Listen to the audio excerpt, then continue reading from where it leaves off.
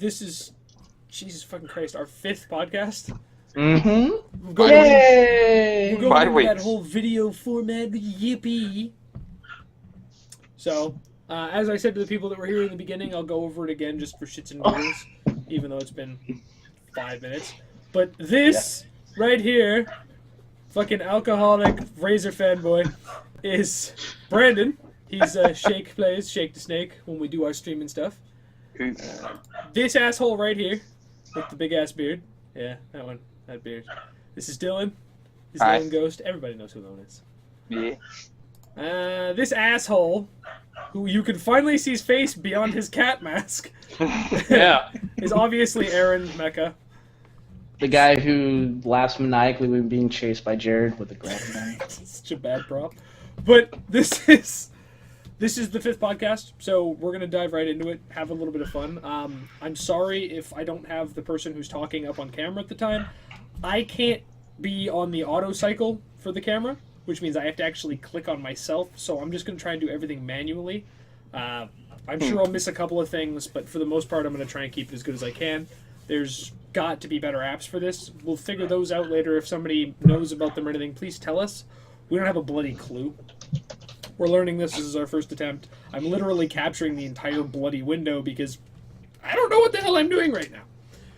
So, does anyone know how to set it so like it auto transitions? Because right now I think I just switched it to manual. If you've clicked on one of the little squares at the bottom and there's a blue around it, just click on the square again so the blue goes away. Oh, okay, there we go. Yeah, and then it goes back to auto. Cool. God damn it. Can anybody hear my dog? I'm sorry. Yeah. It's fine. I will be right back. Oh my god, he's gonna go beat his dog. Yep. Okay, so I guess maybe we haven't started. We'll wait a few moments for Brandon to come back from doggy jail. Or potentially the SPCA getting on his ass. Oh, good. But, I don't know. Do we really fucking need him? We don't need Brandon. Fuck Brandon. What do I got? What do I got for tabs? What do I want to start with? Amazon buying off the developer? You want to go right into Amazon? Yeah, Let's go run to Amazon. Alright. Fortunately, the way my tabs are fucking working, I'm going to have to move chat way the fuck over to this other monitor because right now I can't see shit. Scratch me out. Well, I can't see shit and watch my tabs. Is your dog still alive, Brendan? Brandon's dogs are dead. It's buried. That sounds like it. It's buried? Good lord. Good fucking god. Okay, so Brandon, we're decided... We're actually going to start now. For real, I swears. We're going to go right into the fact that Amazon has bought Killer Instinct. The guys that made... they bought Killer Instinct. They bought Double Helix. I'm dumb. The company that made Killer Instinct. Because Amazon has a new commitment to build innovative new games. Which is interesting to me because I never would have expected Amazon to get into the game market. But apparently they are. That being said, I don't know if they're getting into full-fledged, what we would consider AAA title games, or if they're looking for a specialized app market for games on, say, Kindle. I have no idea what's going on with this right now. Don't they have Google Play Store? Amazon can go on there, but the other thing that they've been talking about is they plan to launch an Android-powered games and entertainment device. So they're releasing their own version of an Android console for around $300. So does that mean that Amazon's going to be ditching their ecosystem in favor of a Amazon or of an Android-based Amazon ecosystem? I don't know. Kindle? It could be a merger between the two. So they could still have their ecosystem on certain products, but use an Android based on that. Yeah. It's going to be really interesting to see, because if they're releasing a console, I mean, there's been a couple of shots. People are kind of getting into that. They want to make an Android system because phone-based gaming is getting bigger with the casual crowd, with, mothers and, younger kids at school. And social. Like that. Yeah, social. It's the social gaming for when you're stuck at somewhere else. Yeah. But it's getting a lot bigger. So I would imagine that they could probably do well with Double Helix, but I don't know if they'll do well with a console. Well, I mean, it's a different product, but I mean, Steam with their console, so I wouldn't see why they wouldn't test the waters. see if maybe there's a demand. Well, the thing is, it's not even really a full-fledged console. It's just a modified operating system using regular consumer parts. Well, really, yeah, but it's really just for people who can't build their own computers and they want to put it on the TV. So, dedicated gaming PC is all it is, really. Which is cool if that's what you're into. Which is really what a console is. Well, it gets a little bit weird from there too, because Brandon, I don't know if you've looked at the pricing on computer parts lately, but they're getting a little fucked up. Yeah, they are. I've been looking. Yeah, like RAM is twice the price what I paid for it when I got my RAM. It's the same sticks have doubled in price. AMD cards, even on Craigslist, are more than they were like 6 months ago in store. Well, but CPUs are crashing. What was it? Harry was talking to me about this. CPUs are crashing because AMD is pulling out of the CPU game and Really? they're getting into APU. That's all they're pushing out for. Like, oh, okay. It didn't surprise me. At this point, that they might as well just garner towards that market, because if we're talking about raw performance, because essentially, that's what the CPU competition's going for between Intel and AMD. It's just raw performance. Obviously, Intel's kicking the crap out of them, so they might as well just kind of use their lower budget market to their advantage and then offer home media type hardware. Yeah. So it would be a smart idea, but yeah, I think it's just weird to say though, because with the way that computer parts have been lately, AMD they're blowing the fuck up because A, those coin miners are making them just ridiculous amounts of money. B, AMD's kind of got the lockdown on PlayStation and Xbox now. So they're getting just shit tons of money. They could do whatever they wanted, but I guess they just feel safer going to APUs because you've already got the lock on everything else and you're getting there. Yeah. Why not just kind of go into a safe market? But I'm not going to pretend to be a hardcore knowledgeable guy about PCs. I mean, I do all my computer talk with Much Info So Much. Yeah, well, Harry's in chat right now. Like, I get all my information from Harry. I get everything from Harry. Like, he is the guy that I would go to for every bit of computer information that I would need. When he's not around, I mean, I'll talk to Nathan, but I'm not going to pretend to know that I'm a big computer guy. I don't know the insides. I really don't. But I trust all of his information, so... But yeah. But I mean, I guess. Go ahead. Okay, I was gonna try and get further away from the computer part thing because I can talk a lot about stuff I don't know about. I was actually gonna do the same thing. Was go back to the Amazon thing. Well, I don't have a whole lot. Like, I don't know if you've got more than I do, but I don't have a whole lot about it. I was just looking about it, and I don't have anything more than what you've got. Yeah, because I mean, I know they're making that console. I know they've picked up the company. It leads me to believe that maybe they're going to pick up another company if they really start pushing into this. Go into speculation. This is a podcast. I would say if they need to get any sort of game, Amazon, in terms of the video game market, outside of just casual social games, because they have acquired the developers of Killer Instinct, they're going to need to acquire a well-known well-known hardware manufacturer for consoles, or some sort of sort of like a hardware, an OEM. Yeah. So, and the thing is, with Amazon's Kindle and everything, Double Helix tends to be a more mobile game, from what I know. I haven't really looked them up, but I believe they do a lot of mobile stuff, and with their Kindles and all the other ones that they've got, it would make sense to actually provide, say, the default game on every Kindle, right? Well, I mean, they made Killer Instinct, right? And Killer Instinct it's a fighting game, which means it's a 2D. You could be 2D side scroller. Well, I mean, it's more of a graphical experience. I mean, you don't have a whole lot to build. Your maps are flat. Your characters have the internal building for them, but otherwise, it would be more of. I mean, it's not a mobile game, but it's more in line with mobile than it would be with AAA gaming. Well, yeah, that's what I mean. It's not necessarily made for mobile, but its mobile quality is what I was getting at. Yeah. I mean, it would make sense to go into a market where you already had a stock game on every device, and then you could say, hey, if you like this one, you can go here and get more. Yeah. Then have like a plethora, or not plethora, but a good amount of already made games right there on the App Store. Yeah, it's interesting, though, looking at... like that they could be going more into mobile, and with the the Android thing, because we were talking about that. I know somebody's already mentioned it in chat, but we were talking about Flappy Birds earlier because I don't know where the fuck Flappy Bird. I don't know where it came from. I don't know what the fuck happened. It just blew the fuck up like overnight, and apparently it's been on the App Store for quite a while.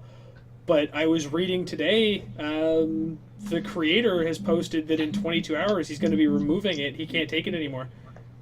He's pulling it off the App Store, and it's making him $50,000 a day in ad revenue. Well, I'm done.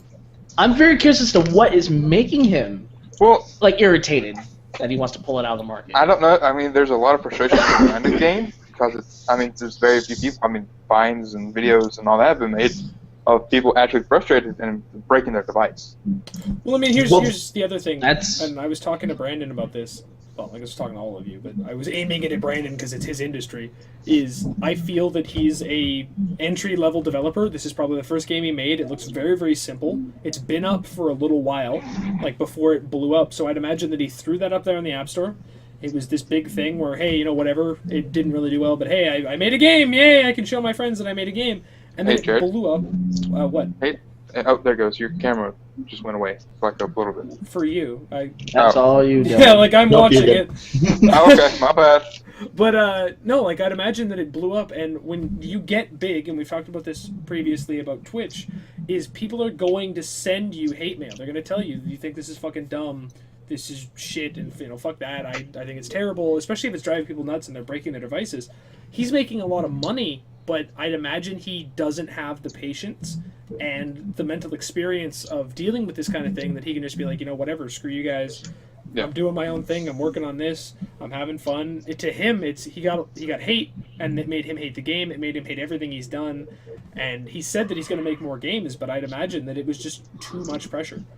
Well, and honestly, it's a sprite-based game. It takes no effort. It's a rip-off of Helicopter done with a little bit different mechanics. And then, on top of it, you do have people mentioning that you're breaking games. But if you look at it, if somebody's stupid enough to throw their phone over a fucking game, it's not the developer's fault. Well, no, but they're going to send that hate mail to the developer because they're going to think it's the developer's fault. I broke my phone because of this douchebag in a game that made me angry. Yeah, and I've said it a bunch of times before, is the people that are raging, the people that are being loud, you know, fuck you guys, screw this, they're always going to be like 40 times louder than the people like, man, I had a lot of fun, this got me through my workday, it was so easy. Like, rage is always going to be louder. Haters always be hating. Yeah. It's fucking stupid. And it's really sad because that is such a big profit. If it went on consistently for 365 days, he'd be making $17 million in 1 year. Well, I mean, the other big thing is this is how, unfortunately, developers are doing their things now. Like, I go back to it a lot because it's a big game, but World of Warcraft, 90% of things happen in that game because too many fucking assholes raged that they didn't like something. And it went from once upon a time as a challenging game to play where you actually had to work with other people and it took months and months and months to get to the top of the fucking tower and be the gods that you want to be, where now fucking shit comes out and everyone's just destroyed it because too many babies have bitched that this game is too hard. And you have to cater to the people that are bitching because they're the majority. They're where the money's at. And the guys that are actually enjoying your game for your game can't do that anymore. And it's pretty much, it's the same exact case with Diablo 3 too. It's the reason why I stopped playing Diablo 3 is because they nerfed the shit out of that game, and I fucking hated it. Well, and that kind of goes for everything too, because you only hear the complaints. If somebody's happy with it, they do not say anything. Yeah. Same thing with reviews for even restaurants. Like, you don't see the people who were happy with their meal, tipped well, and left because they don't have no reason to go and bitch about it. Well, and also that doesn't make good reading. It doesn't make sales, basically. Yeah. And sales are based on negativity. As someone who sells cell phones at work, the biggest thing that I talk about, I mean, Canada's the worst country in the world. We have, or for cell phones, we have the highest cell phone bills in the world. And I tell everybody, I'm like, nobody loves their cell phone carrier. They're either okay with it, you know, they're doing what they need to do, or they hate it.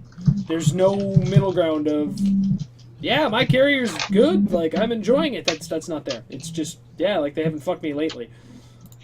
Well, you know, in America, there's there's a metric ton of carriers because you want either you can go independent carriers or whatever.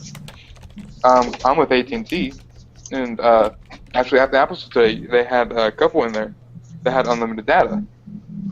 And I'm like, oh man, I wish I could get back on that train of unlimited data, but they're not going to bring that back because it doesn't make them much money. Yeah, we don't offer that. We've never offered that in Canada. It's not been a thing. The Yeah, highest so- I've ever seen I have unlimited data. outside of business plans is 6. I have a friend from Enbridge in Europe, right by London, and he has a phone with 18 gigs of data a month. Holy cow. And Wow. for $8. That's his data plan. His whole phone bill is $32 plus it's like 10 cents to Canada and US calling. But he only has Canada and US. It's not all international. James, we need- Yeah, he ends up paying like $29 working with a US company. Gents, For that's full 50 data, euro. like 18 gigs of data, you'll never burn through it. Full calling, full texting, call display, voicemail, everything. He gets full, See- full. I pay We need to $100 a move to month Europe. for 2 fucking gigs of data. Well, you And know, he's full calling. See, you say you never burned through 18 gigs of data, but when I finally switched over to T-Mobile and I got unlimited data, I pay $70 a month for it. I figured out, because I fell in love so much with LTE, on average I use about 35 to 40 gigs a month. See, but if it's unlimited, I would do that too. Yeah. well, hell yeah. I make why a point wouldn't of you? using Wi-Fi It- and everything, and I go through about 40 minutes. I pay like $120 a month when Alice said that. It kind of blew my mind how much data I went through, because the previous provider, Metro PCS, was so terrible I did not surpass 2 gigabytes. So Metro POS. yeah, you know, Dylan. I do. It's I fucking do. terrible. I Okay. had them for the longest time. All right. We've been going forever about fucking cell phone companies, but this is way the fuck off track again. Yeah. Well, let's be honest. It's a podcast. It's going to get off track. Yeah. We're the ADD squad. But I mean, the Yeah, we are. ADT squad. The other thing I really want to talk about, because this was big to me, because there's not a whole lot of information about it. They're not really talking about it much. Was I can't pronounce his fucking name to save my life because he's Japanese, but Mamoru something. Mamoru Samaguchi, something like that. Yes, that's it. Samuraguchi. Samuraguchi. I don't know. That actually might be. I don't fucking know. But he's been called Japan's Beethoven in the past.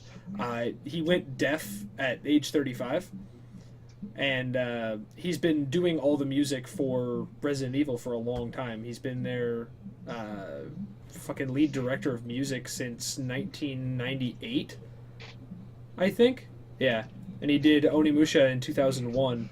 And he makes amazing gaming music. And it came out this week that he hasn't actually made any of his fucking music in the last 2 decades. So, what would we say would be his last game that he...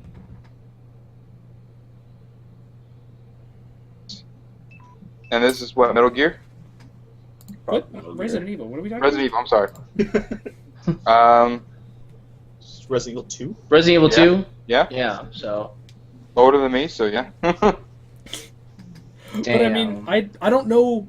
I don't like reading this. I'm not sure if he's made music like ever. Because Well, not he's, that wouldn't and surprise no, me. it doesn't mean that he hasn't written the music.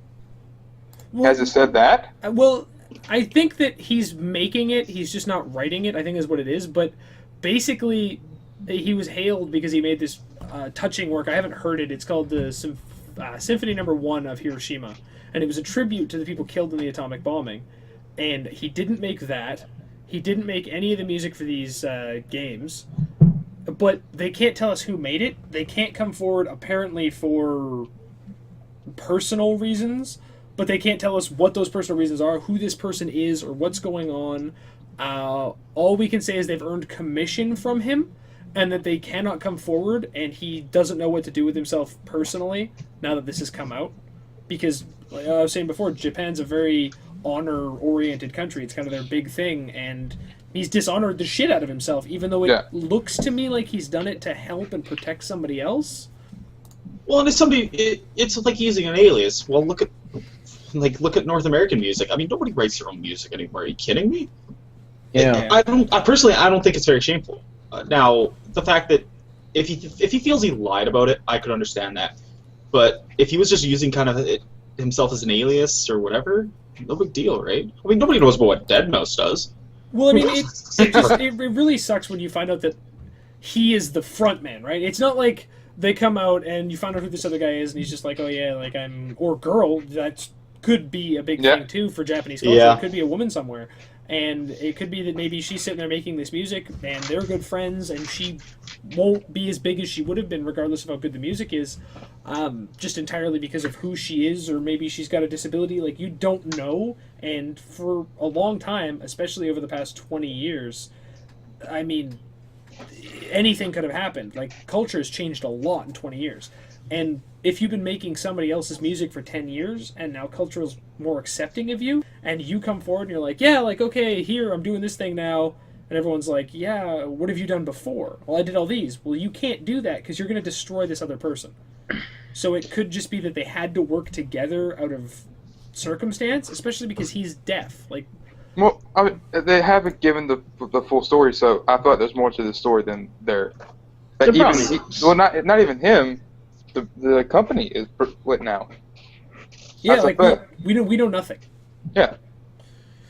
And to me, it's the same thing as using an alias. Like, it's not like he plagiarized it. If he plagiarized it, I would be pissed. Yeah, that's one thing. But if he's just producing what someone else wrote, or he's writing and they're producing, no. Because, like you said, American music. I mean, there's like 4 or 10 different writers for one crappy pop song. Yeah. Oh God, is there fucking ever? There's been some bad ones where it's like so and so. Looking at you, Justin Bieber. Hey, it's Friday. I don't want to talk about that asshole. But like, this is what you've given the world, Jared. It's like 20 people made this person's song, and then they lip sunk it on stage for like an entire tour, and they made millions of dollars, and literally all they did was stand on stage, dance around a little bit, and not actually ever say anything. Yeah. Now there are artists out there who make money not from like on their tours. They're there for the singing, but a lot of them do like choreography and stuff like that. So I understand that because you can't. It's difficult to sing and dance at the same time. Yeah. So I get that. Like, they make no point in hiding it. Like, hey, we're lip syncing here, but we're dancing. What was the last one I was laughing my ass off at that I heard about? Britney Spears. I was gonna say that one. Yeah, like she dropped off. Okay. Like, I don't know where the fuck she is. She's doing what a lot of other bands have been doing. She's gone to Vegas. To Vegas, and she was doing her Vegas show, and it was a hilarious thing went out. She was doing a show every night. I don't remember at what particular venue, but managers had told all of the employees to tell any customer that yes, she is here, yes, she will be performing, and no, she's not lip syncing. And it was all posters too. Wow. It was advertised in the place. Because she's been caught for lip syncing before, and the fucked up thing is, she went out and she got caught for lip syncing at this venue. Oh my God. So I mean, I don't understand. I've never understood the big deal about lip syncing. It's gonna happen. Either you're gonna be on tour and you blow your voice out, or you get sick and you're still forced to perform, or something's gonna happen and you can't sing at your full capacity. Well, I mean, the big thing is, like, if you go to a concert and you're like, I'm going to do this concert, I'm going to do this thing for all these people, they've paid a ridiculous amount of money to come see me, because some tickets sometimes are just... Yeah. Like, I mean, kids came to my town and they were like $1,000 for nosebleeds. Well, it was over Christmas. I helped a buddy of mine buy tickets for one of his parents for something so they could, sneak it in as the Christmas gift. And the tickets to go see fucking... Michael Brandon, Jesus Christ! I'm so sorry. Fucking alcohol everywhere. Through Smirnoff. Yeah, No. That was all over the floor. over a cable. That was not. Yeah, sorry. Yeah. No, I believe you. But I mean, Racist. for two tickets for Michael Bublé, I think it ended up costing them like $700 almost or something like that. Yeah. Just to go see this with two people. Yeah. And, like, that's ridiculous. But if someone's going to come to your show and they're going to pay this amount of money, you want to actually be able to sing for them. Whereas, okay, you can blow your voice out, you want to do the lip-syncing thing, whatever, but you should just still be able to be like, I can't sing today. Like, Well, I'm sorry. I'll fucking take everyone who got tickets and we'll reschedule you another venue if you can do this or that or whatever. Like, work with your fan base, but... Well, they don't really. It's going to sound like I'm taking up, and I am and aren't at the same time. They can't really do that. That's their managers and stuff like that's job. So the manager wants their money. But I mean, it's that or cancel. Because if I pay $700 to go see your shitty fucking music and you lip sync it over the speakers, I may as well have just sat in the goddamn bathtub and listened to you and burnt my money. Well, and there's actually a show that I'm wanting to go to, and I'm going to see if I can get tickets for it. Motley Crue's coming to my town as a farewell tour. Yeah, isn't it their final tour? Yeah, it's the final tour, and tickets are like $200 for ground seats. And I'm like, I need to get tickets to that. You know, it's their final tour, so I might as well see it.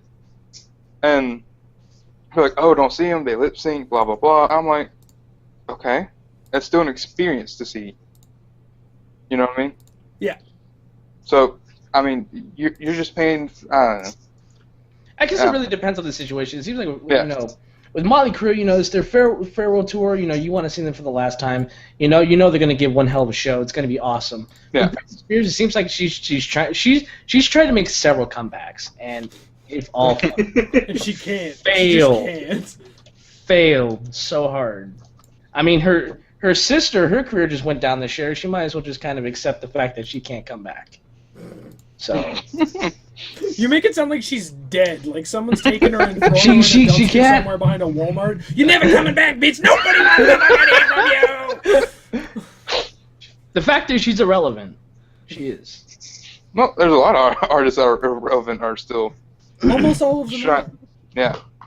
Like, that's not even a joke. 90% of people in that industry making music could be replaced by some dude in his basement with a speaker system and a fucking switchboard.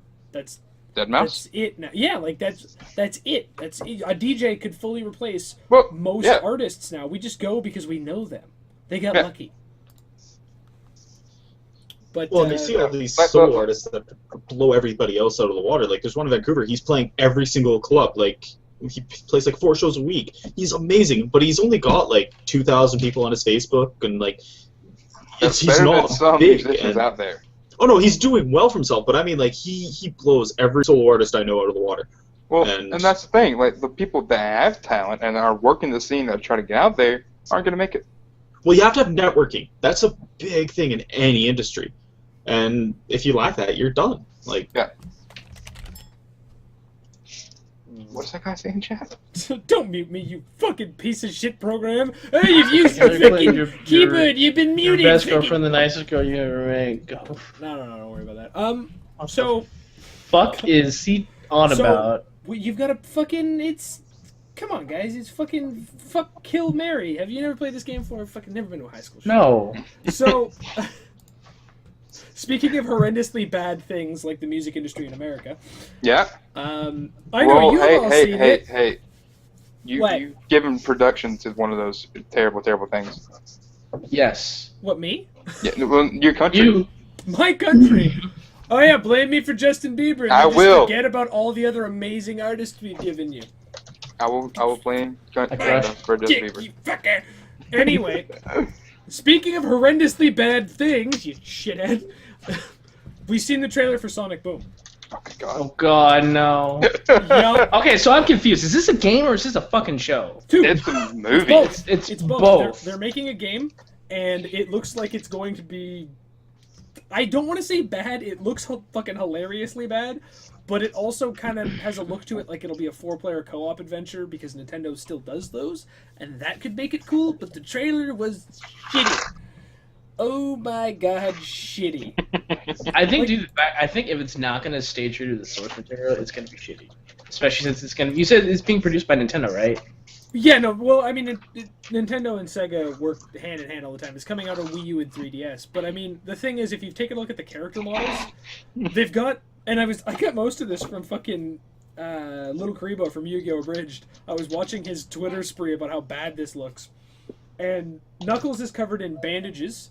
He's like a foot taller than everybody else for who the fuck knows why, and looks like he's on goddamn roids, and has never, ever fucking worked out his legs. Sonic is wearing like Nathan Drake's fucking scarf, and Tails is holding tools and has goggles and is just, I don't fucking know.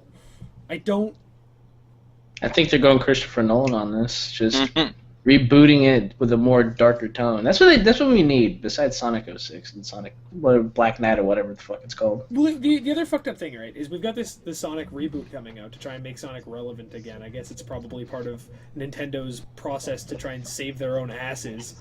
But if you look at this shit, they're releasing it alongside a cartoon, which who the fuck knows how that will be? What the fuck? The look on his face while he freaks out.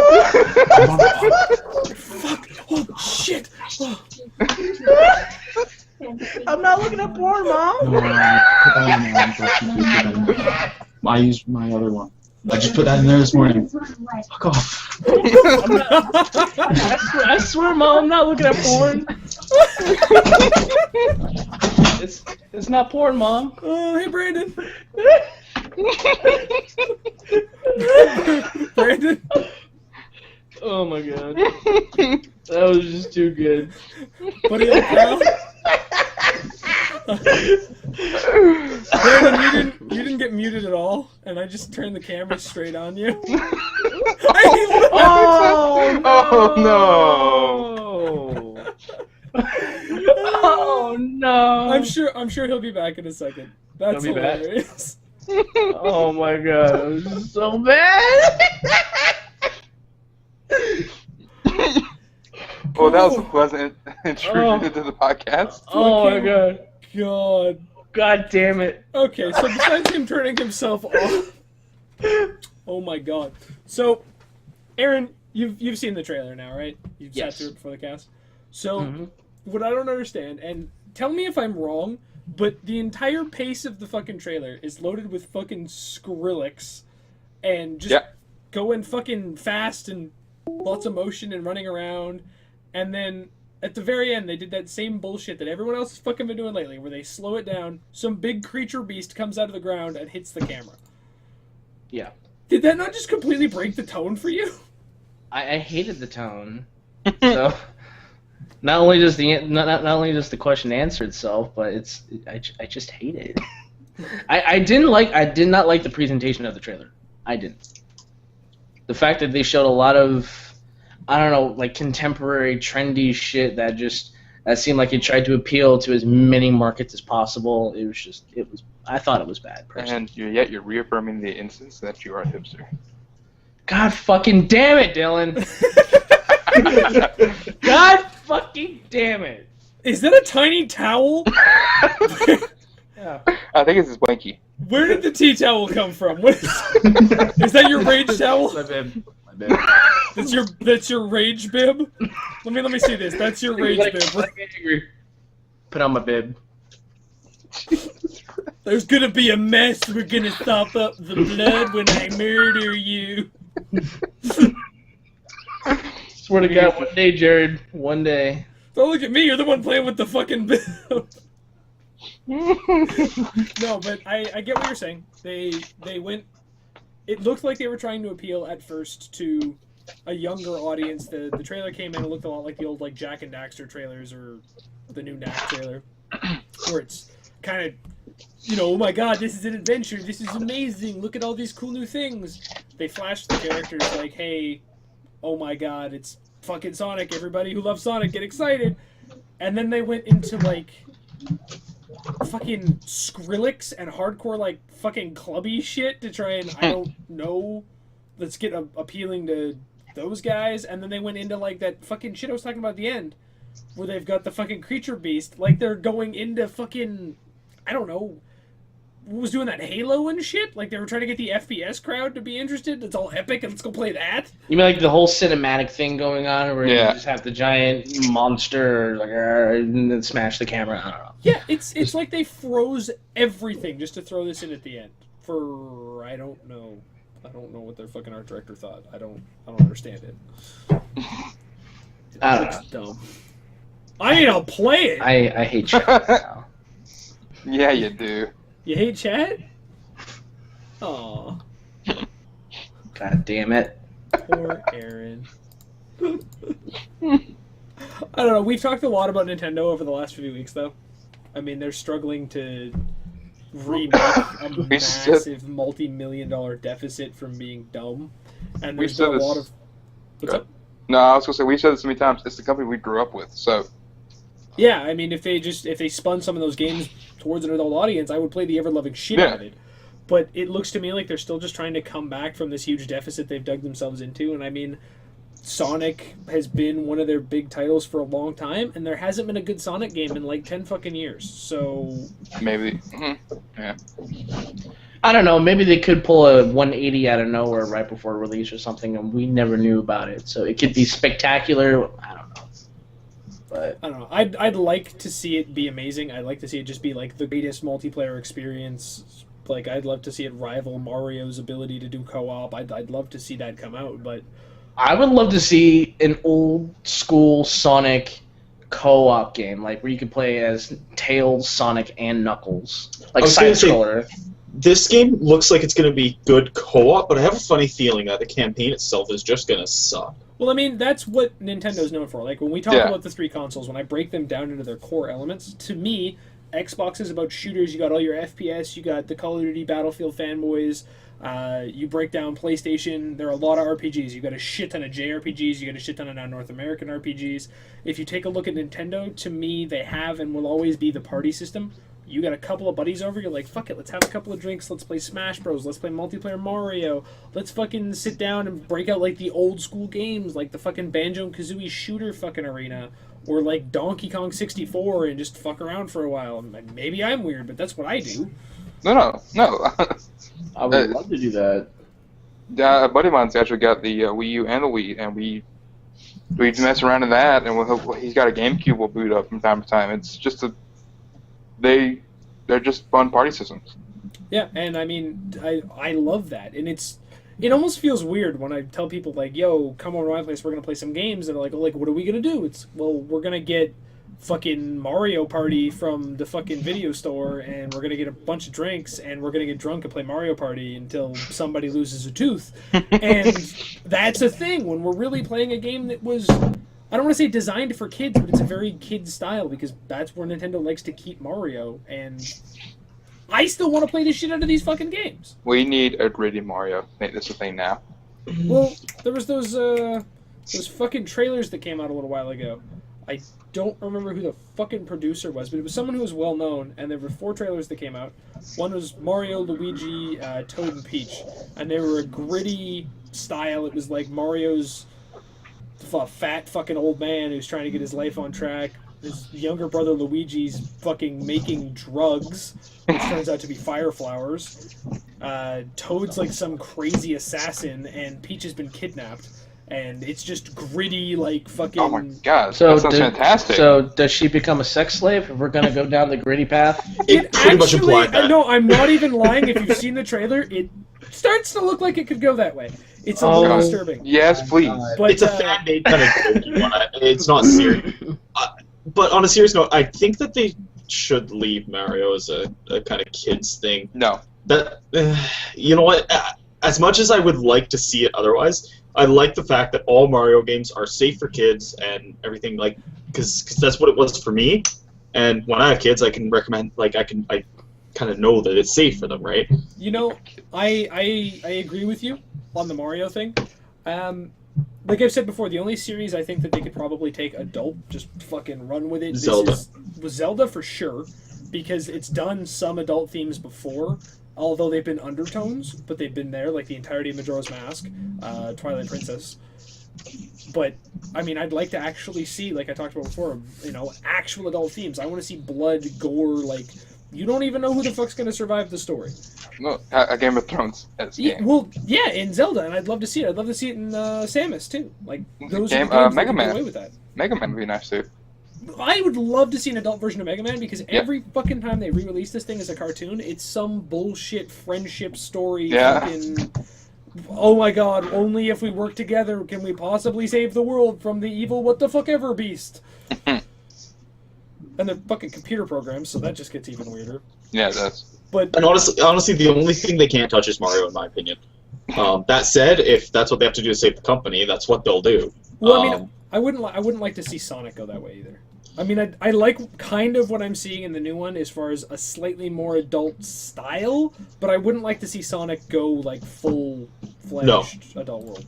Yeah, they can make it more, as long as they keep it kind of the alien side, it would kind of, or creature side rather than actual people, they could kind of go a little bit further, but not very We wouldn't much. notice it as much.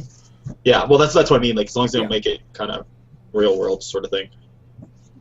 Well, Mega Man re-envisioned as an anime I was about to game. say, Play the shit out of I'm that. thinking about that now. Isn't that kind of Halo in a sense? Bear down isn't. It's basically two computers because I mean he has no emotions.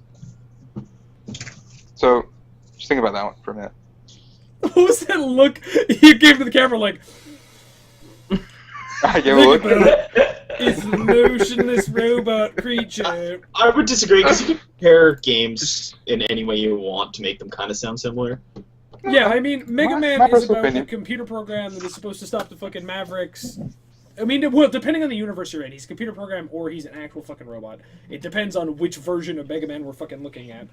But he's there to destroy the Mavericks, to fix all the shit, and Master Chief is literally just a super soldier in the army. Like, I wouldn't spin that. The closest thing we have to Mega Man in its own standing, I think, is still probably Samus, and that's the same company, so it's weird to look at like that, but I would actually like to see a version of it. Like, I'm kind of excited for, oh my god, I can't remember the fucking name. The Kickstarter project for the guys that made Mega Man that we've talked about before. Oh. Mighty Number 9 or whatever it is. Yeah, that sounds about right. Yeah. You know what would be cool is a Mega Man Samus crossover.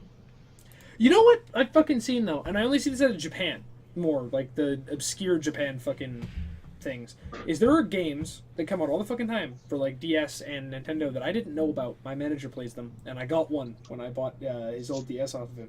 And it just takes like a shit ton of universes, different fucking RPG games, and just slaps them together. And there was one that came out, I don't remember the fucking name of it. I've got them fucking behind me if I've got time to turn around and figure that shit out in a little bit. But it was basically, it pulled a bunch of universes together, and one of the universes was Mega Man. He was included with a bunch of anime characters in this fucking top-down RPG, and it was, I don't fucking know, but I've never seen any huge industry-changing crossovers in North America. A Mega Man. Sorry, I'm on Kickstarter. There's a Mega Man board game.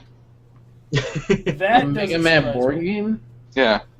There's a fucking board game for everything nowadays. What'd you say? What'd you think it was called again? It's fucking cross something. I don't know where the fuck my goddamn Nintendo games are, so I can't really tell you. Wait, it's not a Nintendo game. John gave it to me for PlayStation. Motherfucker. Mighty Number 9?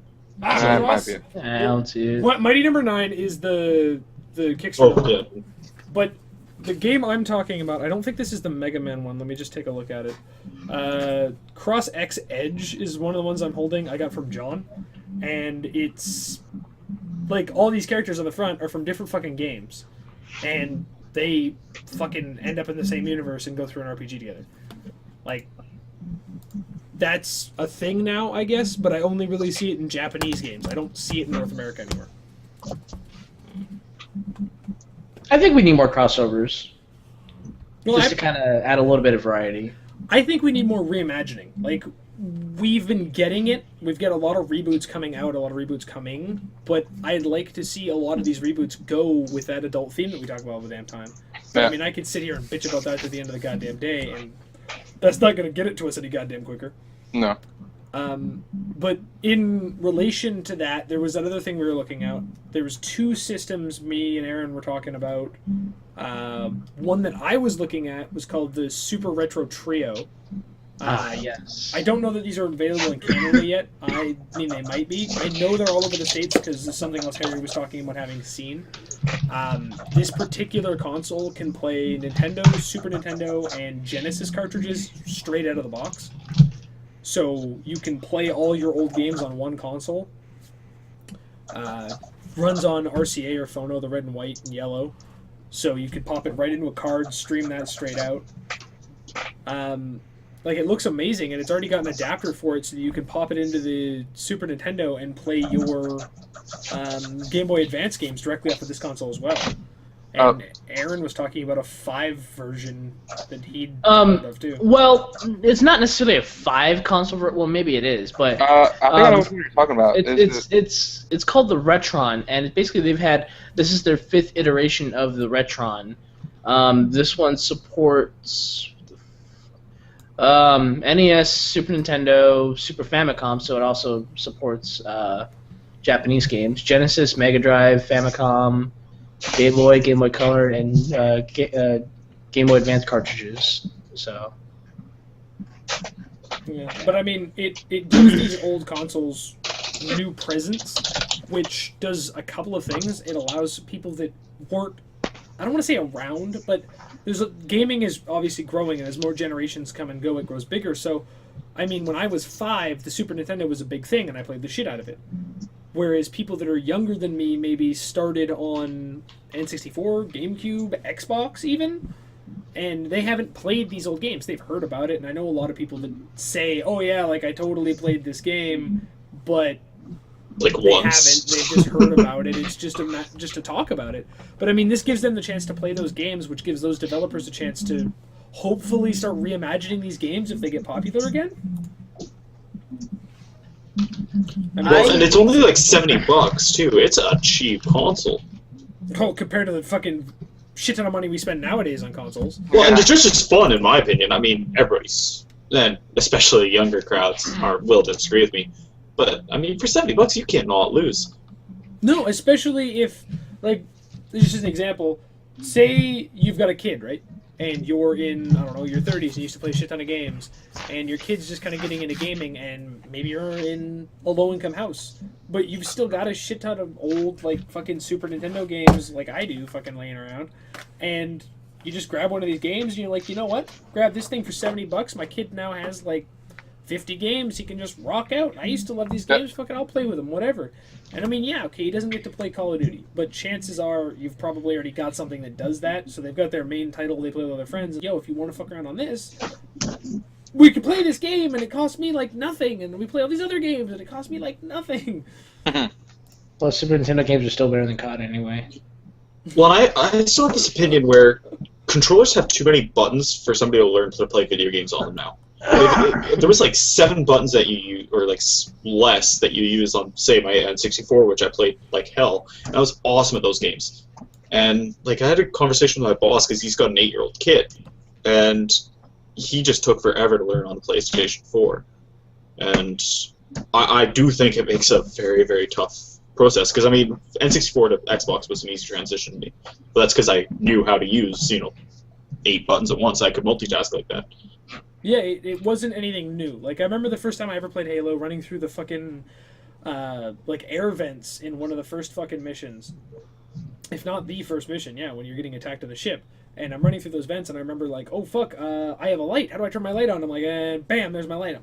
It was cool. Like, I knew that it obviously wasn't these buttons, because I'm used to those buttons. I know what they do. There's, like, 2 extra buttons it could have been. One of them fucking changed my grenades, and oh my god, there's my light. That was really easy. But then they started adding bumper. Well, the bumpers, yeah, they just kind of took it out to and added to. But I mean, now you got 2 triggers, you got a D-pad, 2 thumbsticks. Like we had that with ridiculous. the PS1. But if you've never played on these controllers before, I mean, it's saying this is kind of weird though, because if it's your first experience, if you're a kid and you're coming to this, then you'll pick it up, because when we sat down, like, people come into my store all the time. We're the land of the living fucking dead around here, and I get nothing but fucking 75-plus old people coming in all the time. They're like, I don't know technology, I don't want to know technology, fuck technology, tell me how to do it, but I don't want to do it, fuck you. But they're like, I don't know how you guys understand it. You grew up with it, that's just the end-all be-all, you grew up with it, so you cheated.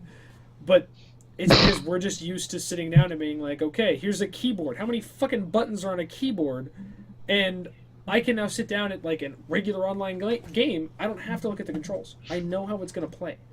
I mean, I can hit a couple of different keys and be like, okay, they're using this setup instead of this setup, because there's a few different generic ones that everybody uses. But I'll know that because I always use the bloody thing, right? Whereas if you're older and coming into it, it can be confusing because you've never played fucking Halo before. You sit down with that clunky-ass Xbox original controller with the fucking black and white buttons on it on the side, and you're like, I'm going to fucking do this shit. Shit! What the fuck am I doing? Like, obviously this moves me and this turns me, but it's so fast, and what do these buttons do? And I've blown myself up in the 2 seconds with the first grenade I was given. Well, especially if you're older, and you're less receptive to learning new control schemes or like learning how to utilize a new device. So yeah, and hand-eye coordination. So. I think back to the WASD. Even though it's the same setup as the arrow keys, I had such a hard time with that at one point. And the arrow keys. I remember playing Quake 3 with that. And Counter-Strike. When I first started 1.5, I would use the arrow keys. Control would be jump, 0 would be crouch, delete would be reload. Good lord, fuck that. That's how FPS games used to be played. Oh, I know. Yeah. I mean, I did play Counter-Strike Source for a little while. I remember being intensely confused when I was trying to play that game for the first few times. I was like, these buttons are fucking hard as shit. Can I change them? Not really, no. Well, fuck me, right? I'm just going to be over here trying to figure out how to buy things. Imagine what Quake was like back then. Dude, my uncle used to that's all he'd do. He'd come home, Quake. He had so much fun with Quake. And that's all he ever did, and he's like, this game is amazing. And that was before I was into gaming, and I'm like, I don't understand it. He's like, well, you're not allowed to watch it either. Why not? There's chunks of people everywhere. Yeah. What were we talking about? Oh, yeah. Jesus Christ. We were originally talking about the Hyper Kit. Shut up! The Hyper Kit? What are you talking about? That's the brand of the people that made the Retron 5. Well, you never said that. Yeah. Well, suck my dick, Brendan. We're talking about the Hyper what? I don't know, yeah, like, these new consoles, well, these old consoles that are new consoles, I think it's awesome what they're doing, and they're getting away with it because those companies are no longer enforcing, fucking 25-year-old plus patents. So yeah, I mean it's nice that this can happen, but honestly, the smart thing for them to do would be to let other people handle the distribution and that, and just sell your games. Yeah, I mean, especially if you're looking at these consoles that are so fucking old, like straight up, how hard would it be to make indie games for Super Nintendo? Well, you're not putting any money into developing a console. You're not putting any money into modernizing it, anything like that. You are just reissuing the things you already have in your files. Like, it's not that hard to do. Yeah, and if they open these up to a bunch of things like that, like, say they did that. Say they opened up Super Nintendo, original Nintendo, and the Genesis and went, make games for it. All we will charge you is a slight licensing fee, if you really want to. And here's all these new consoles that are putting out these games, and they're selling for cheap as shit, right? But yeah. What does it really cost Nintendo or Sega? They're just going to make money, and if those games don't sell to anybody, like, I wouldn't produce games for these systems. That would be foolish in my mind. But if somebody does, all they're doing is raking in money. And if they don't make the money back, that was their fault for not fucking thinking about making a game on a 20-year-old system. Yeah. I think didn't someone develop it was either a Sega Genesis, it was either last year or the year before, someone actually developed a Sega Genesis or Super Nintendo game. It came out, yeah. Someone actually developed, like, they developed the cartridge and everything. Jesus. Let me see if I can look it up. Yeah, no, I haven't heard shit about somebody developing new old games. No. I mean, I wouldn't have done it, but there's a market out there, I guess. Well, there is I doubt it, but well, and obviously there is. If somebody's willing to put money into recreating these retro consoles, there's some money in it. Well, at least somebody sees it that way. Well, there's a difference. I guess to me, I think there's a difference between remaking the console and making the game. Here we go. Last game for we put the link in. I wouldn't make a game for it. This is speaking as a game developer. There's no way I put money into it. Right, because it's going to be a lot more difficult. Well, it says it was very successful.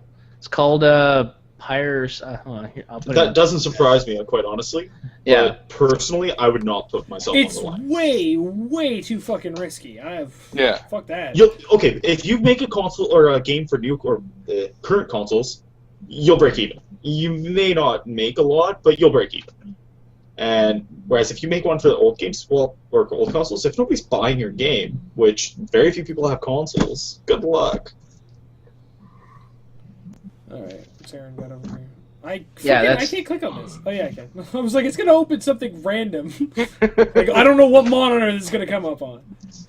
Last game for the Sega Genesis was released in 2010. What the fuck? Sold out in 12 days. Wow. Yeah. I don't. It surprises me, but okay. I mean, there's a market. Take that link for the YouTube video. Thank you very much. YouTube. Yeah, I don't really have a whole lot to say more directly to this. I was going to suggest that maybe we take a little bit of a break and hang out with chat. Alright. And come back in the second half in a minute. Alright. Sounds good to me. Works for me, because I'll just probably cut the video right here, and then I'll cut it back in after for YouTube. Let's go back to the cast. All right, round 2. Yeah, round 2. So important things on round 2. First. What haven't we touched yet? Watch Dogs trademark. Yeah. So there's the Watch Dogs trademark that. Oops. Kinda, yeah. So Watch Dogs, their trademark was abandoned accidentally by Ubisoft. February 1st. They fucked up. You done goofed. So I guess this means that the game's canceled. Too bad, everybody. No, okay, so GG. what actually happened, if you look at the report on IGN, is Ubisoft briefly appeared to have abandoned its trademark for Watch Dogs, but the publisher reports today, and that was on the 3rd, that the request was fraudulent and was not issued with their knowledge. So they didn't request an abandonment of trademark. Somebody else did on their behalf. So this is just kind of a, I don't know what you call it, like a hoax made by someone else. It would have had to be somebody from Ubisoft for it to be believable, though. Nobody would have just disregarded. I don't know. That said, I think somebody lost a job over this. Well, on the 1st of February, Ubisoft Entertainment received an email from TEAS at something.gov notifying Ubisoft Entertainment that a request for express abandonment has been filed in connection with application serial number whatever. The request for express abandonment to be signed by the chief executive officer of Ubisoft. He did not ask for this. He did not sign it, and they have no idea where the fuck it came from. But they got a big report saying that they were supposed to be abandoning their trademark on Watch Dogs.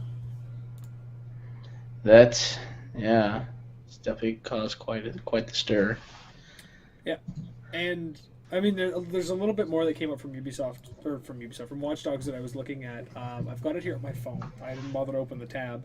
How do you guys feel about the pre-order bonuses for different storefronts? Just the concept in general.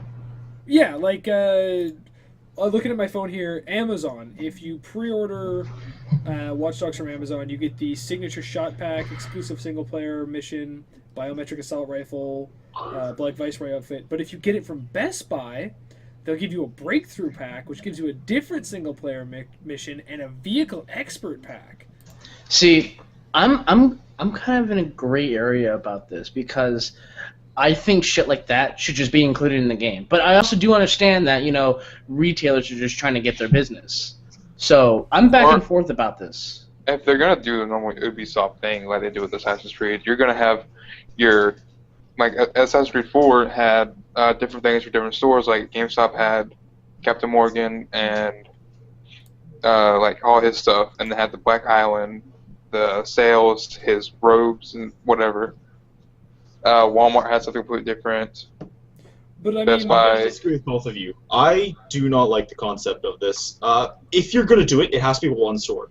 Yeah, but I mean, you get 2 different packs depending on where you go. That's absolute bullshit. It's not even that. Looking at my hand, looking at these, there are 6 different packs depending on where you go.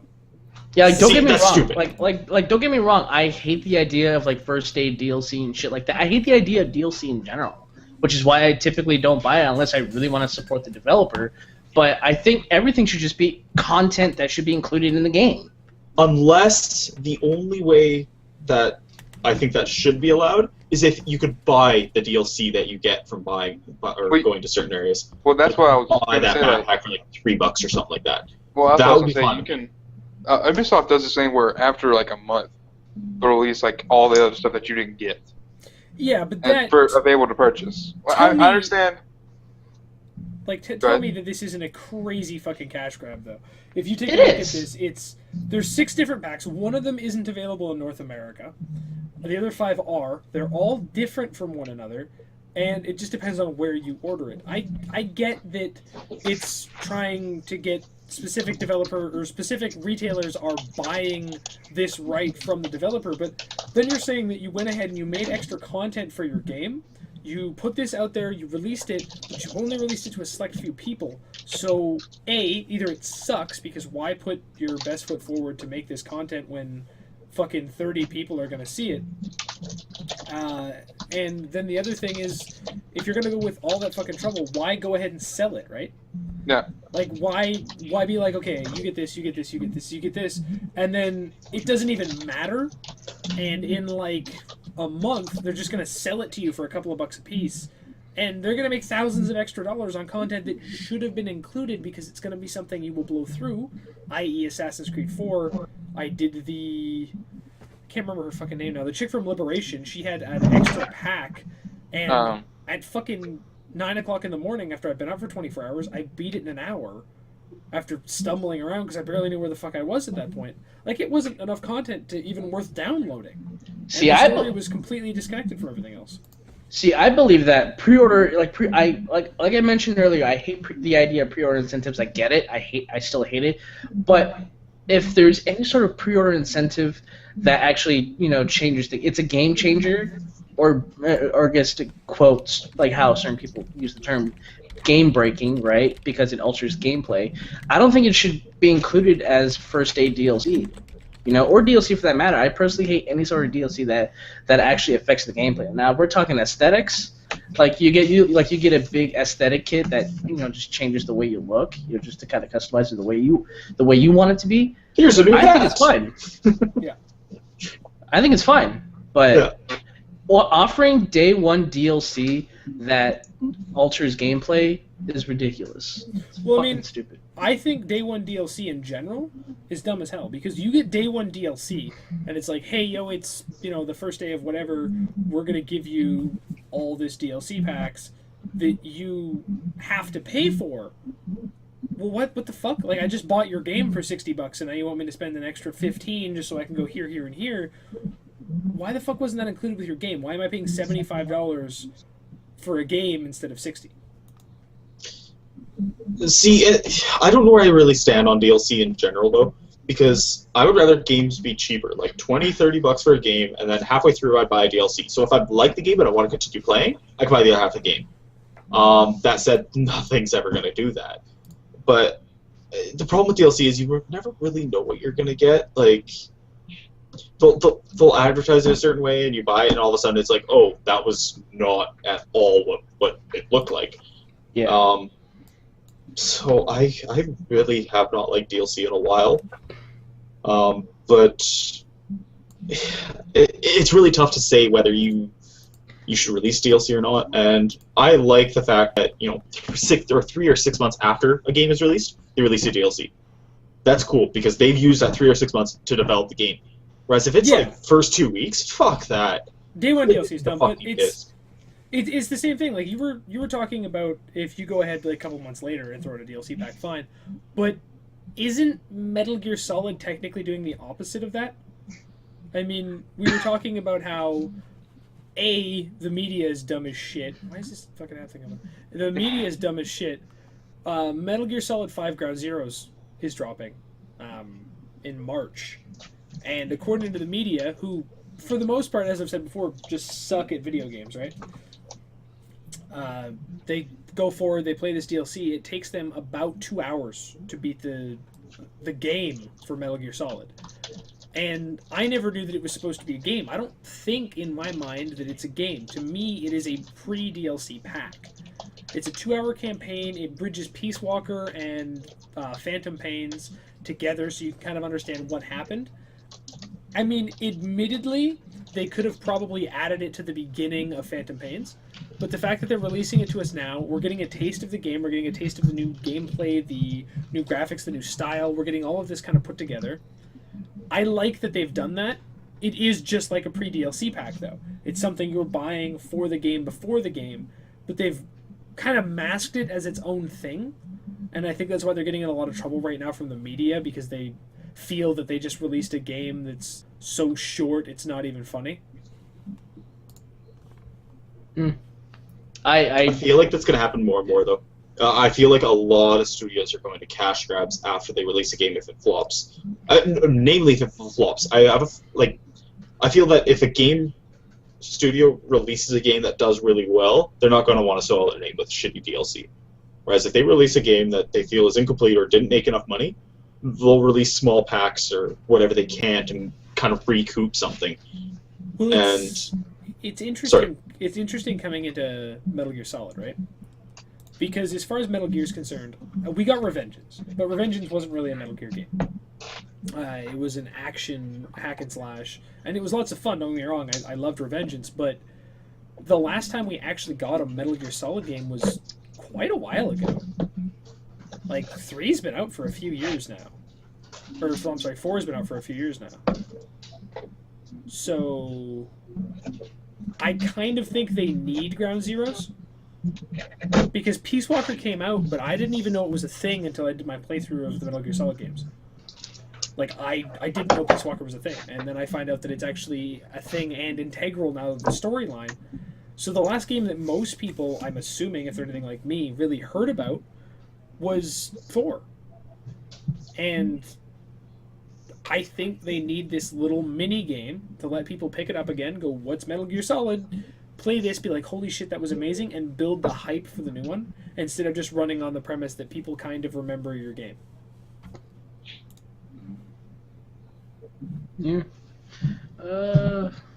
I don't play Metal Gear at all. Yeah, so me and him are just kind of no input. Never played it. Input. Oh, you guys are so useful. You are the lone wolf here, buddy. Where the fuck is Nathan when I need him? Jesus Christ. I could have bit my lip, and I didn't know that nobody else would play. Well, that's embarrassing. No, you know what's more embarrassing? Is that I love stealth games. I prefer those espionage, the sneaking around, the being whatever. And I just naturally assumed that because of how much Aaron likes games like Payday, that he would have probably loved Metal Gear Solid. But I probably would, to be honest, because I love Splinter Cell. Well, but if you haven't played it, you haven't played it. That's what it is. It's whether you enjoy it or not. It's something totally separate. Yeah, and I enjoy it, and I love the first 2 Batman games anyway. And I guess it's fair to say I never gave Assassin's Creed a chance because my only real exposure to it is the first game for the computer, and I heard that was a pretty shitty port. So I never really gave number 2 a chance. So I think that's safe to say. But and especially Thief. I can't wait for Thief to come out. So I haven't pre-ordered it yet, but I will have soon. You know what's the worst thing? Right after I said that, Nathan pops up in chat. Yeah, no, I read that. Yeah, motherfucker. Oh, no, I'm excited because Metal Gear Solid has been good. The way that they make these games, though, is they're not really games. I mean, they're fun to play, but if you guys ever just fucking YouTube Metal Gear Solid movies, the cutscenes for each game are like 4.5 hours long. Yeah, I've seen those pop up in my news because or my feed for YouTube because I watch a lot of the cutscenes. I don't really, you know what I mean? Like if I just want the story of the game. If I just want the story of the game, I'll just go for the cutscenes. I love cinematics because well, look at what was it, Diablo? Like their characters were amazing. That's what Blizzard's known for. Yeah, they had some of the best cinematics, I think, honestly, in the last few years. Like, if anyone's actually watched all the cinematics for Diablo 3, some of them were fucking mind-blowing. I started watching Resident Evil 2. I think they're better than Pixar, to be honest. It takes so long for Pixar to make a movie, though. Well, it's tough because, I mean, you're doing a full 2-hour movie, right? Whereas for game cinematics, you're doing short little clips to kind of fill gaps and bring everything together. It's a totally different I think when it comes to, but I think execution, well, no, I mean, ultimately Pixar movies are better. You know, execution is just flawless. The story, everything is there. All the underlying tones. It's just significantly better. But I think if we're talking about like eye-catching cinematics, I think Blizzard executes it better than Pixar. But that's my opinion. So. Blizzard has not only a lot of power behind them based on their like the biggest game company in existence. They're Activision plus Blizzard together. They own the best of the best in 2 different genres, huge genres, but they actually care. Like, you guys don't play World of Warcraft, so I'll make this brief. But when you sit there and play it, most players play the game. They do their thing, whatever, they're done. They do the grindy shit, whatever. If you actually go in the background and look for the lore, oh my god. It's like a fucking writer's braingasm. Every single quest has just, like, a shit ton of fucking writing for what they're asking you to do, which is relevant to everything you're doing in the area, which is relevant to all the other quests in the area.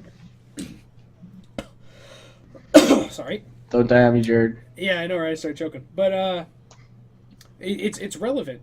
And then not only is it relevant, but a lot of these quests have deep-seated back history. Like, they match up with... if you've played Warcraft 2 or 3, you'll know certain characters that they've mentioned or have been in the story, and you'll find out that these characters are sometimes just in the quests, and it's crazy if you do all this mix and match. Like, I don't play WoW anymore, and I won't play until the new expansion comes out, and I'll probably play a little bit, but you can ask me most questions about just about any fucking character, and I can tell you a little bit about them and how I'm excited for this or that or what's going on, and most people... I do it now too. When you start up a quest in a game like that, as soon as you see that fucking wall of text, like, what's the reward? Pants. Yeah, I need pants, except... And most people do that. Like, same thing for RuneScape. I mean, they've flushed out so much. I mean, they've started, like, it used to just be, like, current age and then, like, last age. But now they've flushed out multiple ages and found how magic's developed and things like that. And if you actually look into how that happened, it was a cool process. That said, most people just go, oh, new spells, done. And the story about how it was rediscovered is really cool, but I don't know. Fucking shit. You are. Every game's like that. Tell me But real quick, back to the game cinematics. The studio Blur is what did, I believe, Resident Evil and Diablos. No, sorry, Diablo had their own. I lied. But they've done, like, League of Legends. They've done all sorts of stuff, right? I love that studio. That's actually... When I was in college, that's where I wanted to work to. I wanted to start with a game studio that was kind of coupled with them and work my way over. I don't know if that's still the kind of path I want to go. But here, real quick, I'll link their website. This is all of their works. They do basically all professional-looking games. That's it. Resident Evil Raccoon City is the one I was thinking of. Good. But they've done... Yeah. And this is an amazing studio. They've done... Now, since I last looked at it, they've done Dishonored, Injustice, Halo 4. So, looking at this list right here that you've linked me, it reminded me of something. Have you guys seen Part 2 of the Elder Scrolls Online trailer? Yeah. No. I don't think so. Okay. I knew there was a new trailer that came out recently. I know that. Yeah, so basically there was the original trailer, which kind of followed 3 branching paths to give, what most players will do. There was the warrior in the fucking underground fighting like undead werewolves. It was really, really cool fucking cinematic. There was the mage climbing the wall and blowing people up with hardcore magic. And then there was that high acrobatics of the rogue using like launchers that fired spears across that pinned into the wall. And then it started rolling out like a pathway. And he could run along that, and it was a lot of acrobatics. It looked really fucking cool. And it ends with the 3 of them facing off like about to fight. And I was like, that's a really fucking cool trailer. Like, holy shit. That on its own, if I knew nothing about Elder Scrolls, I would want to buy this game. Like, that looks so fucking cool. And then they released a part 2, and it's basically when they start fighting and all these other enemies start coming out of the sky, and it's just... That's on that list, I think. And it's one of the greatest game cinematic trailers I've ever seen. Like, part 1, to me, was probably cooler, but part 2 just looks beautiful. And it kind of builds up, I think, how the game will start, just based on how it ends, and it just looked so cool. Hello, Brandon. Sorry.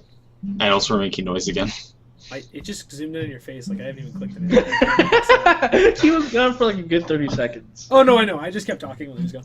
I thought you But went I to mean- kick the dog. Oh, again. I'm not worried. Yeah, sorry. But I mean, yeah, like it looked amazing to me. Brandon, we're just talking about both the Elder Scrolls trailers, but I mean, you were here for the beginning of that. So yeah, magic, werewolves stabbing people, Elder Scrolls. I'm intrigued by Elder Scrolls Online. I want to see where this goes. That surprises the shit out of me. Really? Yeah, you hate RPGs. Every RPG I've ever mentioned to you told me it's okay. Let me rephrase. It's on my list of Mecha hates. Can you pan? Do you actually have a list? Can you pan the camera? I can pull the list off the fucking board. Oh, God damn it! You actually have a list. I have a list. You actually have a list. I have a list. I have to click on it for the stream. Oh, I gotta see. But my penmanship is fucking atrocious. I see an A. Oh my Aaron God! I have a list of things that he hates. It says Pokemon, Lord of the Rings, Zelda, hipsters, RPGs, and card games. Oh my God! But I have a list of things that Aaron hates, and I keep it on a fucking corkboard. Can I ask you guys a question real quick? Yeah. Have you heard anything about a Guardians of Middle-earth? Yes. Guardians of Middle-earth is that's their MOBA, if I don't miss my guess. And it originally launched for console. It's a very simplified MOBA. There's no item system. You just level up and become stronger and go right back into fighting. It was designed that way originally because it's designed for a controller. So it's easier not to have to navigate menus. You just go. It's been released for PC now. I've never played it. I know only one person that has, and he really liked it, but it was his first MOBA ever. Whenever Brandon winked blur, I saw the trailer and I clicked on it automatically, and it looked fantastic. So I was wondering if it was going to be another story-driven thing. No. What the hell? I have Guardians of Middle-earth. Why do you seem shocked? I know, really. Oh my God. Well, anyway, back to what I was getting Sorry, at. yeah. It's like, You reeled me there. yes, I mean, I like specific RPGs. I like Elder Scrolls. Consider Payday 2. That you can technically consider that an RPG because you're customizing your character to gear towards how you want to do it. If I consider an RPG anything that allows you to gear your character, your gameplay to how you want to do it. I consider that I like action RPGs. I'm more specifically, I'm not a fan of JRPGs because they're more story driven, too story driven for my taste, just personally. I like Elder Scrolls. I consider Mass Effect an RPG because it is an RPG. Oh, we know Mass Effect is an RPG. Yeah, I love Mass Effect. Speaking of that, it's on my screen right now. God damn it. I'm not playing Mass Effect at all. I guess that explains why his head's been tilted to the left for this whole time. But Well, it's actually frozen. I don't know why it's frozen. so I'm a little basically it's on a per game basis what I like and what I don't dislike. But I guess I'm gonna say that the general consensus is that I don't like RPGs with a few exceptions. Mass Effect and Elder Scrolls being a couple of them. So. I don't know. Well, I guess Nathan puts it perfectly. Western RPGs are the ones I like. JRPGs are the ones I don't like. So. except that despite being made by the Japanese, Legend of Zelda is probably the most Western fucking RPG I can think of. Because Western society eats that shit up. But I mean, if we want to be on the topic of fucking RPGs, my game of the year, which won't be out even potentially in this year, but my game of the year, fucking Dragon Age Inquisition, has released a survey to the to the players, to ask if they would be interested in multiplayer content for Dragon Age. Yes, we would. Brandon, why are you taking pictures? Oops, I totally didn't fucking need to do that. What did you take a picture of? I didn't. No, you obviously did. Oh yeah. Let's see what you got looky, there. picture, Let's see what you got there. I did not mean to do that. You've become Ninja Turtles. Brandon, you've become Ninja Turtles. I know. Somebody's gonna take photos. Fuck that. You took photos. I didn't mean to. I clicked the wrong fucking button. With you. Hey, my picture's still better though. Especially Jared with his tongue out with the mustache. And the bottom. Okay. Anyways, the thing is, what they're asking about is actual traditional multiplayer content.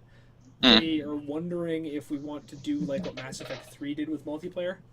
I'm not so sure how much I care about that. I mean, I play it for a little bit like I did with Mass Effect, but if they were asking me about co-op, I would have to change my pants. Oh yeah. I completely love co-op games. Like there's pretty rare it's a rare thing that there's a game that offers co-op that I don't like. So I understand why they've done it. I understand why gaming is pulled away from co-op gaming. It's harder to make, it's harder to code, it's harder to run. It makes you less money unless you make it go between multiple fucking versions of the game, and then that's fucking dumb, and we hate that.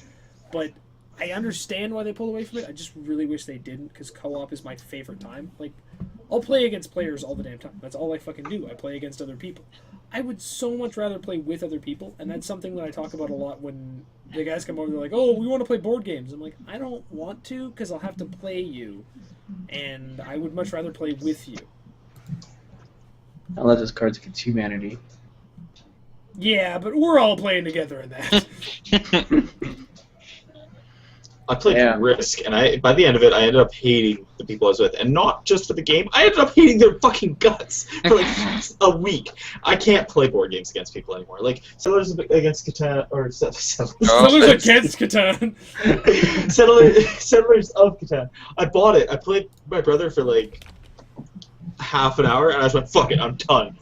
Because I knew I'd hate him by the end, and he was going back to Alberta, so I was like, "No, it's not happening." My long-distance hate machine, Settlers. But yeah, no, it's interesting, though, what I like. I mean, BioWare is one of my favorite companies, but I like that they actually opened up a survey and was asking if we were interested. I mean, it affects me and Brandon more than anything else. Because if we want to play it, and we live in Vancouver, we totally can. That's something else they're doing. Complete a new survey. If you live in Vancouver, you have a chance to play it in the next year. It's nice to see, I mean, BioWare can't be the only guys, but it's nice to see a company actually going out and being like, okay, so we want your feedback, we want your information, we care what you fucking think. If anyone wants to come try our game, you know, we'll let a small group to do this locally so we can hang out with you while you do it and you can chat with us. It's nice to see developers giving half a shit. I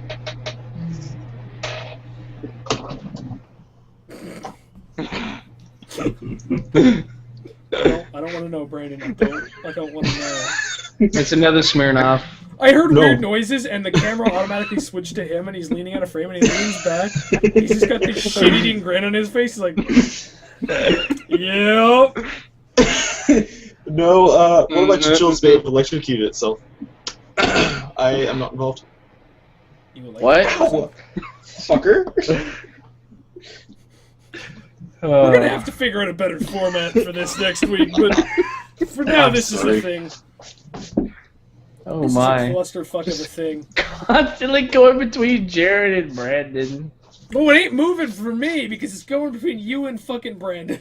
I can't appear on screen unless I click it. I'm gonna click it. I'm gonna click me.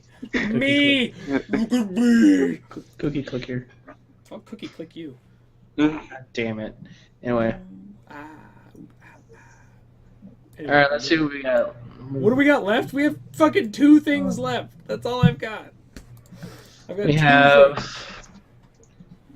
the Dead Island MOBA. Yeah.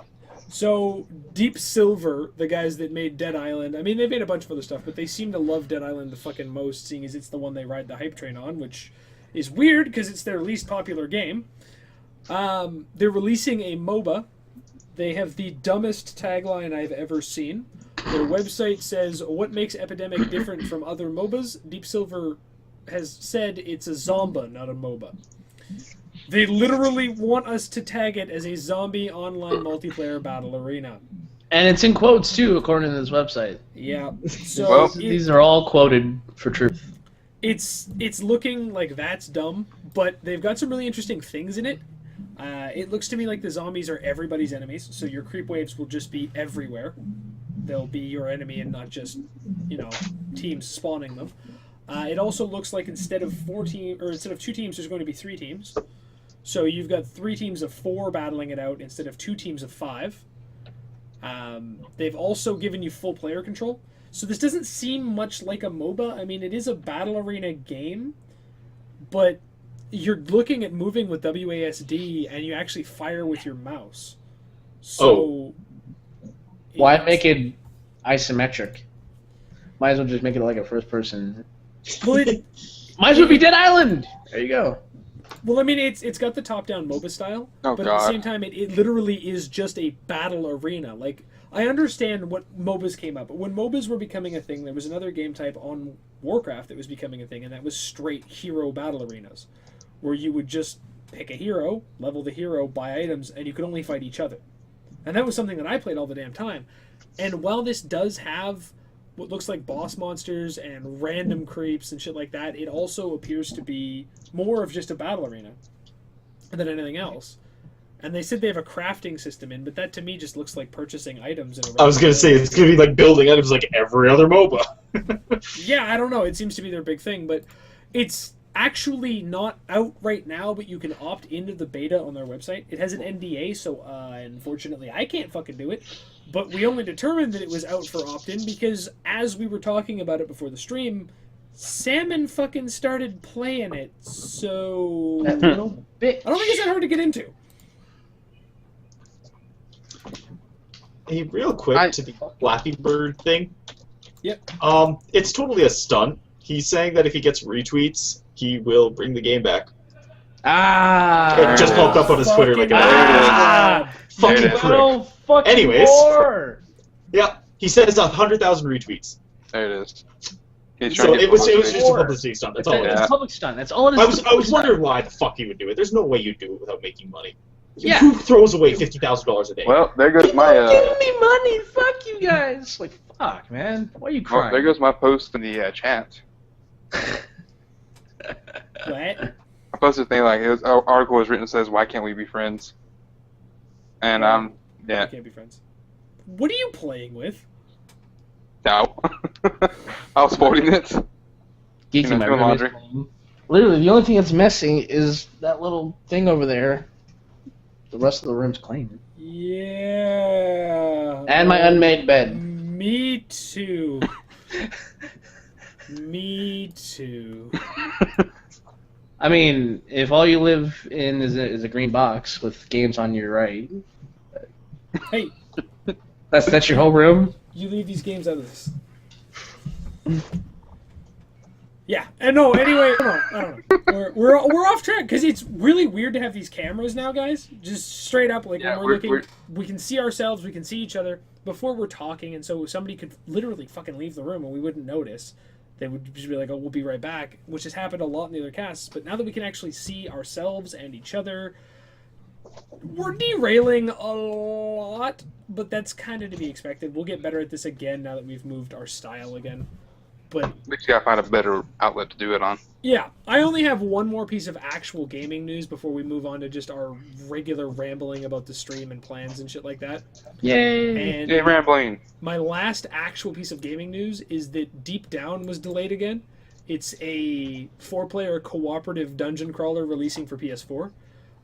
It was delayed because the PS4, surprisingly enough, is not out in Japan yet.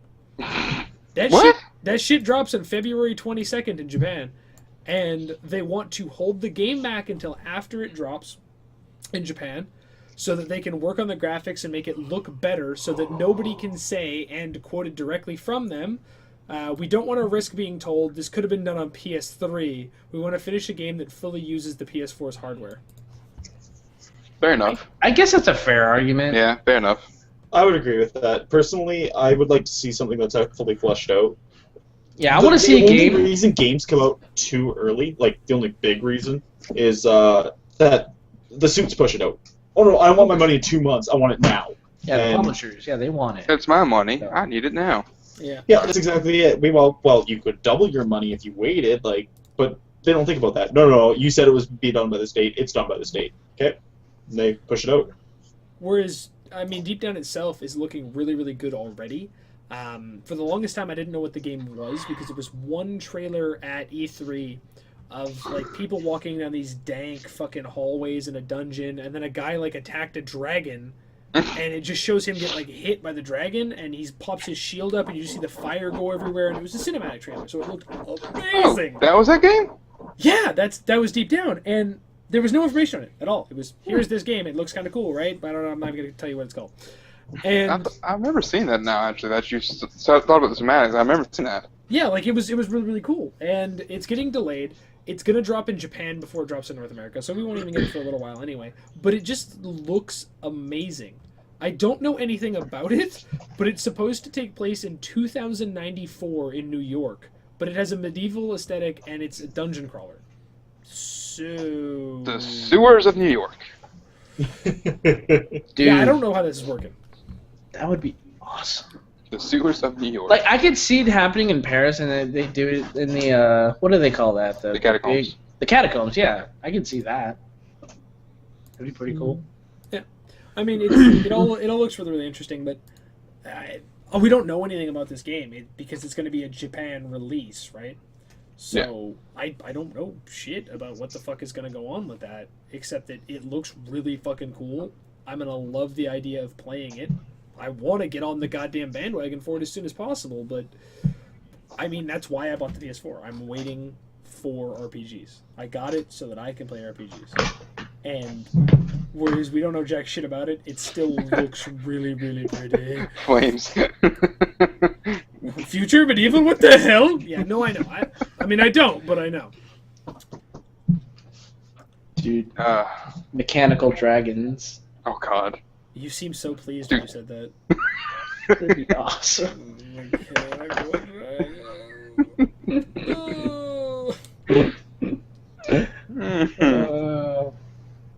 But yeah, there's that.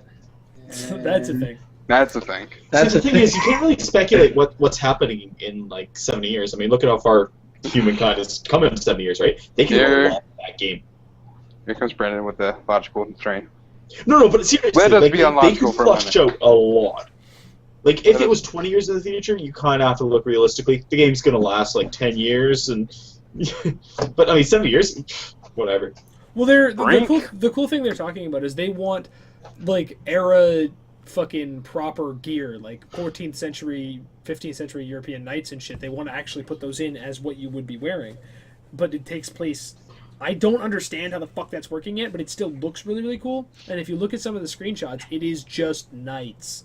And they've got a really in-depth combat system, apparently, where you can hit guys in their hands, and they'll either drop their weapons, they'll lose attack power, you can hit them in their knees and legs, and they'll get slower, so you can loop around them better. I mean, it sounds like what an actual hack-and-slash fucking dungeon crawler should be. But that's all I really have. Like, I mean, a lot happened in gaming news. Normally, I've only got a couple of links. I've got fucking... What is this? Fucking 11 sitting here this week for links. So, I mean, lots of fun shit happened, but...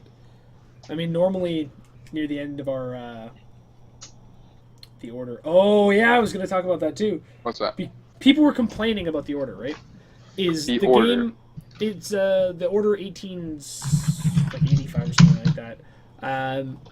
It came out, there was some E3 coverage on it. It basically just showed some guys in steampunk fucking I like, remember, Victorian yeah, gear yeah, yeah. in a carriage, and they get out and like kill werewolves.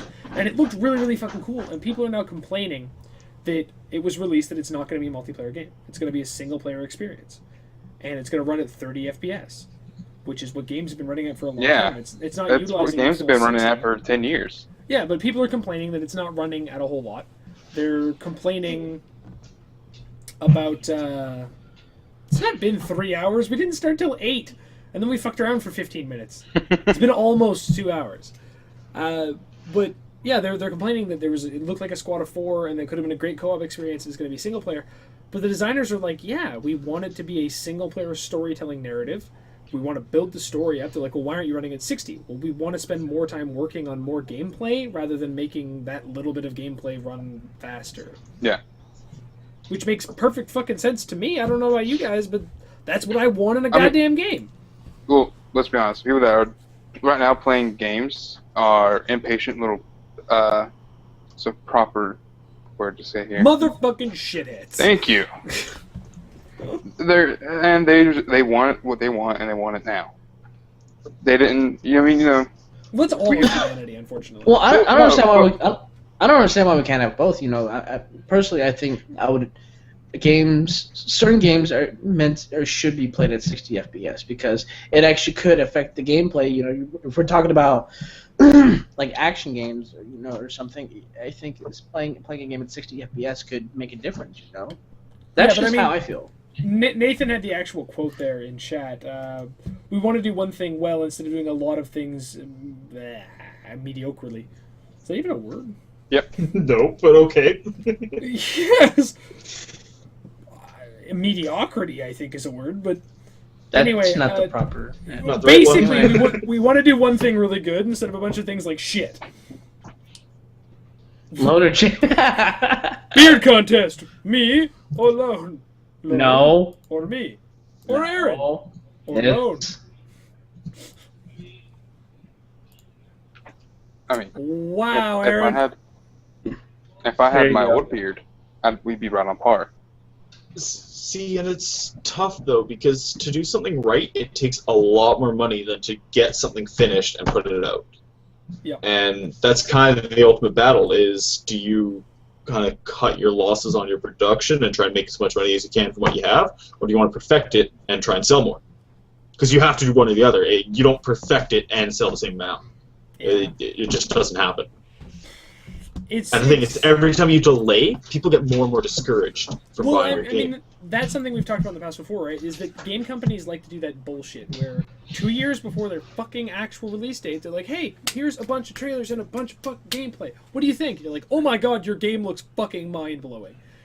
And then it takes 2 fucking years to come out, and by the time it actually hits shelves, we don't even give a shit anymore. Because you've dangled that goddamn carrot in front of us for so fucking long that we don't want the carrot anymore. We have cake now. Fuck you. You can produce with the game production line, how they are now. You can produce a gameplay trailer 50% through production. You can be halfway through and you can have a full gameplay trailer. Yeah. Because you just do that part and you make it look good. You make the mechanics, and none of the art has to be done. None of the art has to be done. You don't have to have lore, nothing, and you just have to have the bare bones of the game. And there's still a lot left. Well, we saw the Shadow of Mordor trailer. Oh, and man. they admitted that that's pre-alpha footage, and it looked great. And I'm just assuming that all they did was make those 2 sections. Exactly. Ooh, Like That's the rest of exactly the what game it is. doesn't exist. And it's just that we're seeing literally all they've got. But to us, it feels like we're just getting a glimpse through the fucking window going, oh my god, there's a castle worth of shit in here. See, people should be seeing it like Okay. you can only get. you gotta eat. Okay, I'm good now. See, people should see it like. God damn it, Brandon! You just walked away from you. I don't know what you fucking done, man. Anyway. Oh, he's getting his. But people need to see it as it's only gonna get better. Oh god damn it! It should be safe to assume that it's gonna get better. Not can I get this fucking now? And then when they get it now, they bitch and moan that it's incomplete or you shouldn't have released it, which has happened. And it's the same fucking people that complain on both sides too. Like if it were the group that were patient and waiting for it to be finished that complained when it came out unfinished, sure. But it's the same fucking people that whine and complain that it didn't come out fast enough, but it's shit when it does. Yeah, bunch of fuckheads. Well, it's exactly what You Lone can't was please saying. everyone, so please people that are loyal to you. Which, Yeah. as a Which, fucking unfortunately- shot at the fucking jugular, because I can, fuck you, Epic. Fuck you in the face. Unfortunately, that's not what publishers and, more importantly, shareholders want. That's the thing. It's really unfortunate that shareholders are the most important thing. They are. Yep. I can't take you seriously, by the way. Nah, then you see what happened my little giggle fit. Why are you bouncing? It What? was bouncing. You're nodding, and your mustache and beard were bouncing. Jesus Christ. Okay, I'll take it off. Thank you. Good Lord. You can't please everyone. Piss off, or everyone. So piss off everyone. It's For Well, the like I lols. said, if we can get a company that pleases the people that are loyal to them, I mean, we'd be set. Well, But but here's the thing. The reason I flipped off the camera and said "fuck you, Epic" is because when Gears of War 1 was really big, a press conference was released for Gears of War 2, and they're like, when we make the new game, we're changing a lot of things. We're getting rid of a lot of stuff we had in the first game because we're putting in all this other stuff, and it's going to piss off. They actually said it's going to piss off a lot of our old fans, and they'll probably not play the series anymore, and that sucks. We're trying to appeal to more of an audience. It was the biggest Xbox game at the time. Brandon? And they just basically said, fuck you, this whole thing is just going to get fucked. We don't care. We're going to go to the next one. And sure enough, I was one of those people that hated the changes, and I left. And it was the only time I can ever think of a game company has looked right at me as a player and as someone who loved their company and loved their game and basically told me to fuck myself. Because they're going to do what they want, and fuck you as a fucking dude who's giving us the money. Yeah. It's just shareholders. Shareholders are douchebags. Well, in that case, it was the devs. Not necessarily that they're douchebags, but they're No. ignorant. And within their ignorance, they panic because of it. Like I want there to be a survey of how old some of the shareholders are, and they understand what they're holding. Problem is, it's people with money. They don't understand the games. Is that a rabbit? It's a chinchilla. Oh. He's being fucking annoying and chewing my desk. I'm sorry, I have to hold him for a minute. Oh, that's so adorable. There you go. He's out of camera. Oh, he could be in the camera. Yeah, he could be in the camera. People pay to see chinchillas, Brandon. Sure. Sure. Sure you go. It's a chinchilla. He just attacks the camera. Dude, put a mustache on it. Okay. Okay, I'm curious now. Will that work? Oh, good lord, what has this become? Just for people watching this.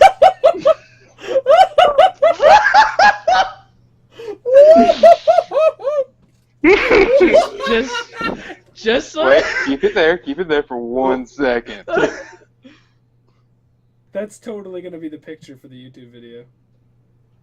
Got a picture. I'm good. Good fucking lord.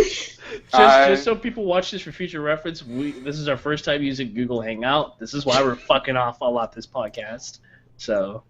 Yeah, and I still do everything manually for camera switching and a lot of stuff because I can't bring myself up. I realize now that what I need to do is run this from the laptop so that the laptop is the host of the call, and that's what we're actually recording, so that it will just alternate through that. Ah, I see. So you're basically just going to be using another account. Yeah, I would just log in Yes, through that, here, yeah. which would be how I'm going to fix this issue later. But also, we need to get used to actually running this Google Hangout thing because right now we're all the fuck all over the place. Yeah, it took us a good 10 minutes to just get here. Yeah, Took well, you all of 10 minutes. Took me all of 10 minutes. You fuckheads. I don't know why Google works for you, fucking racist. Asians, what are you talking about? Google doesn't You like fuckers, Asians. yeah, we got it working. You were the bitch. But I mean, guys, all I want to say is this is pretty entry shit. We're just learning it. Sorry. Hopefully next week's will be better than this was. I mean, I thought this was funny. I had fun. Brandon, there's just ears right behind. Oops. No, it's funny.